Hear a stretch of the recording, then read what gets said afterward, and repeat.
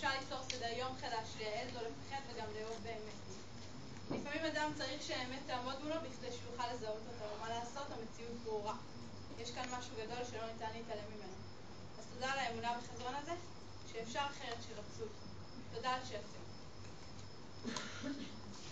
האמת, אני בטוח שכולנו עמדנו כבר מספר לא מבוטל של פעמים באותה סיטואציה שבה אנחנו עומדים לפני סיומה של איזושהי חוויה, תהיה אשר תהיה, ואומרים מילות תודה לצוות מדריכים.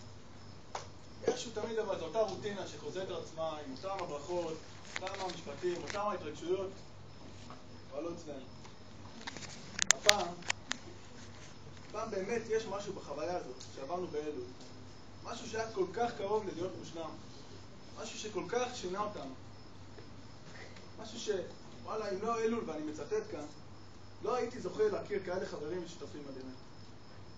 מיד אנחנו נזכיר את כל אחד ואחת מהצוות הפשוט מדהים הזה, שדאג וחשב והתלבט והשקיע ועשה באמת את כל שביכולתו על מנת שאנחנו נעבור את אחת התקופות המדהימות והמרתקות, ואני אפילו אעז ואומר הכי מדהימות ומרתקות שעברנו בחיים שלנו.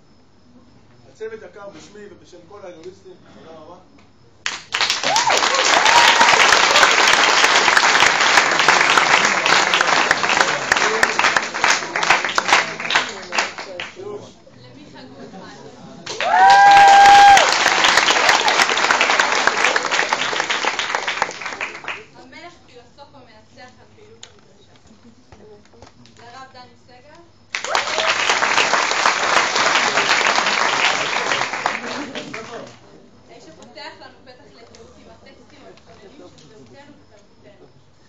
לאנשים שנמצאים מאחורי הקלעים, אך בשבילנו הם בקצמת הבמה, על עבודה לא פשוטה ומורכבת באמת, שבלעדיה לא היינו.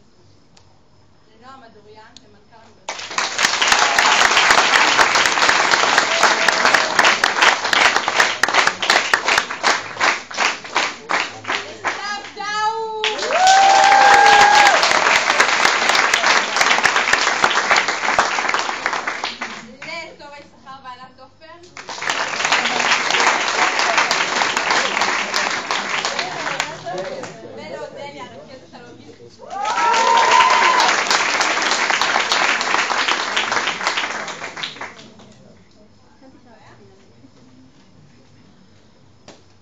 אלון, ללימור וייסברג.